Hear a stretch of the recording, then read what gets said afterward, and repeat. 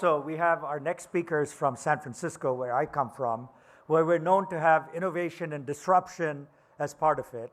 And as you know fully well, climate change is on the agenda. We have a whole session carved out for all the climate action that the diaspora and India can do together as we move forward.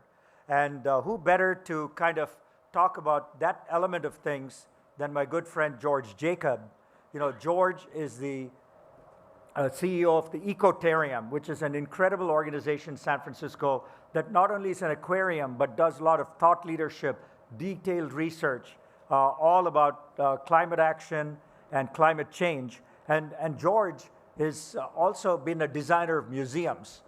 He was the head of the Dinosaur Museum. He's done so many incredible things. So when we look at our diaspora, it's not just business people and politicians and academics. We also have museum curators, we have museum designers, we have museum CEOs. So who better to have in our midst than George Jacob to come and talk about what's on his mind from his vantage point in San Francisco. So please welcome George Jacob.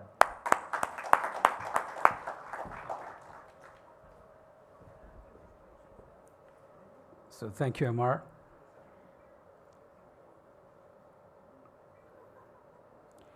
So as Amar mentioned, I plan and design museums. The panel discussion that we had earlier reminded me of two anecdotes that I'm going to share very quickly. My great-grandfather was one of the first Indians to graduate from a university in Canada, over 100 years ago. And years later, when I moved to Canada, I became eventually the first visible minority museum CEO in Canada as the head of the Dinosaur Museum, which is the fastest museum built in Canadian history ever. When I moved to the States, there was another high point that I wanted to share with you. Was in 2006 or 7, I got a call from the Smithsonian to be the project director for the Star-Spangled Banner. So this is the banner that inspired the American National Anthem. It was stitched in 1812 by Mary Pickersgill, and the flag was eventually restored and rededicated to the nation in 2008 by George Bush. So those two vignettes have highlighted much of what I do. And I'm going to share something which is very visual. When I moved to Canada, I became the head of the San Francisco Aquarium, the Policy Institute, the Sea Lion Center, Studio Aqua, and about 7 divisions, including the Bay model, which we operate for the United States Army Corps of Engineers. I'm going to share a string of visuals on what we are doing to address climate literacy.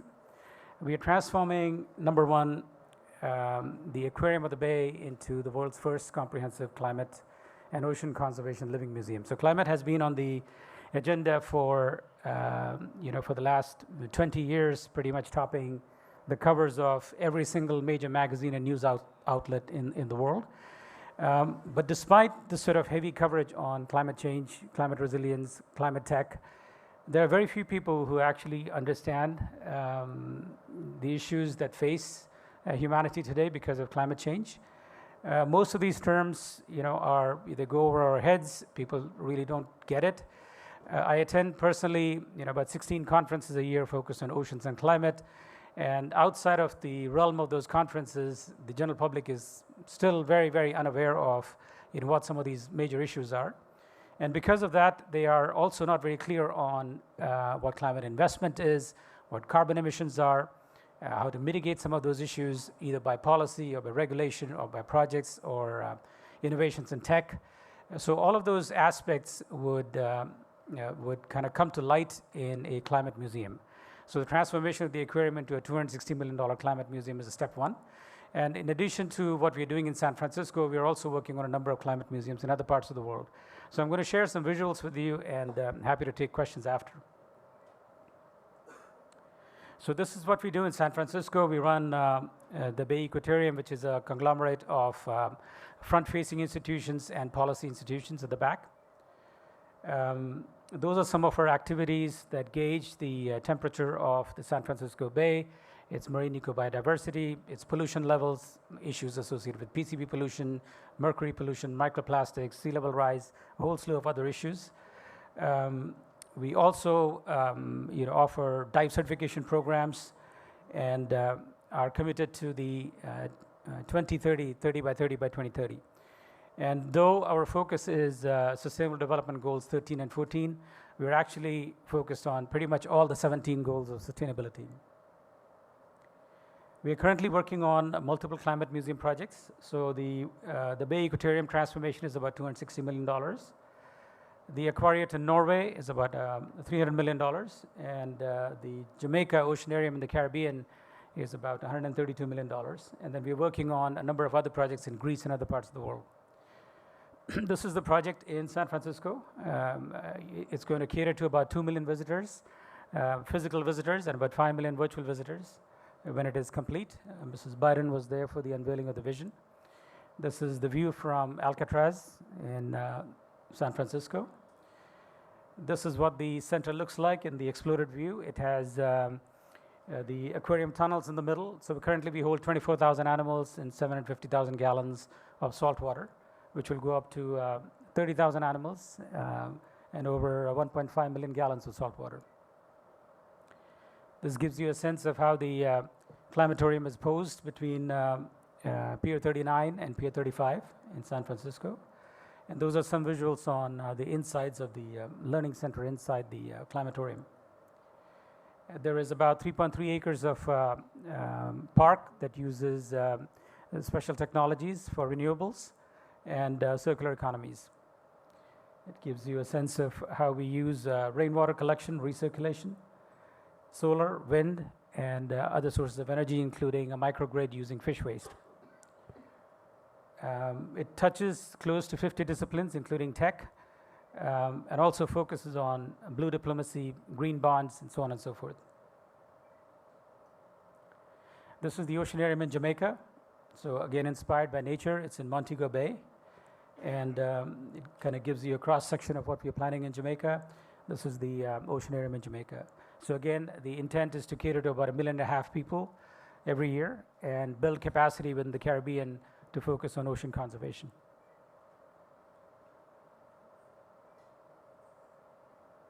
That's a nighttime view of the center.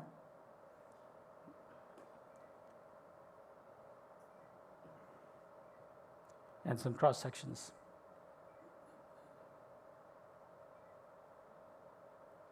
So the building actually holds close to 160,000 square feet of exhibit space. It holds an aquarium, which is a 2.2 million gallon aquarium. It actually also holds an upside down planetarium, which is going to be the first of its kind in the world.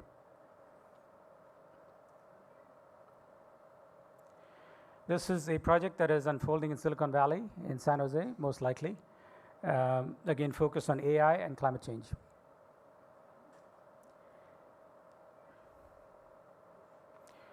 This is a project that is just taking birth in Galapagos in San Cristobal. The entire climatorium is actually cut into a mountain, and there is nothing visible from the top of the mountain. It has a wet lab, it has long-term residence for visiting scholars, and it has a visitor center. This is a project that we are working on in Norway at the moment, and it takes inspiration from a pod of sleeping sperm whales. So they sleep like coffins, and they bob up and down. They can hold their breath for about 28 minutes. This is also the loudest animal on the planet. It clicks at 230 decibels. So an F-35 takes off at 165 decibels. So this is way, way louder than, if you're anywhere close to this animal while it's clicking, it can tear your internal organs and paralyze you. The Oceanarium is in a place called Bergen. Outside of Bergen is being developed as an ocean city. And this gives you a sense of the scale of the lobby inside the Oceanarium. So the sperm whales are about 16 meters in length, and there are schooling fish in the foreground of, and there is nothing like this that exists in the world. It's actually going to be an amazing ocean cathedral. This gives you a sense of the S-curve, transparent acrylic tubes inside the aquarium. Again, it's a 2.6 million gallon saltwater aquarium. It has melting icebergs, it has a lot of motifs, It has plesiosaurs that became extinct in the late Cretaceous period. Again, the message of climate change and existential threat is quite obvious in the exhibit experience inside the Oceanarium in Norway. Microalgae Labs, it's tied to University of Bergen, and it has tie-ups with the Marine Research Institute in Norway. And the idea is to connect the content from across this web of climatoriums that we are planning. And most recently in India, we are planning to do India's first climate museum in Odisha. So we signed this agreement just last month, about 3 weeks ago. And we are excited to be partners with the government of Odisha for the creation of the first climate museum in India. Thank you.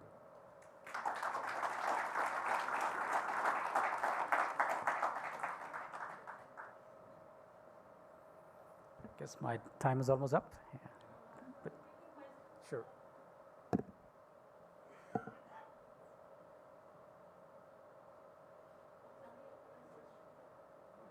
Yep, go ahead.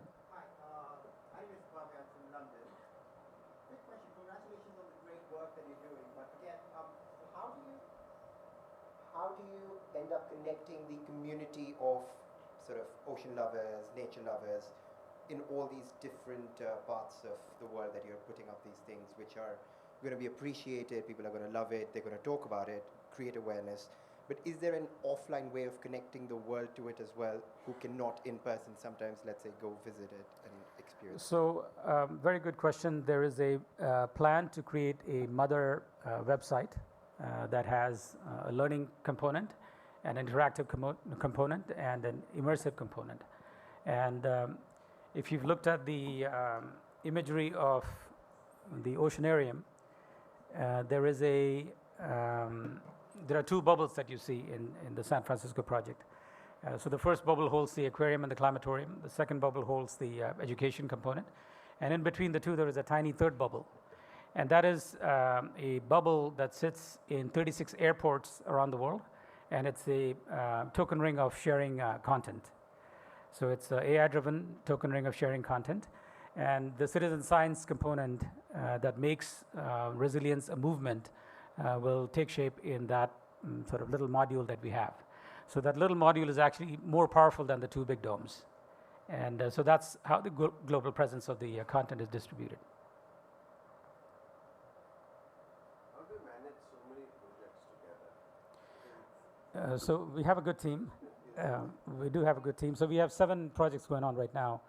And the intent is to have these institutions talk to each other rather than working in silos. All right. Great. Thank you.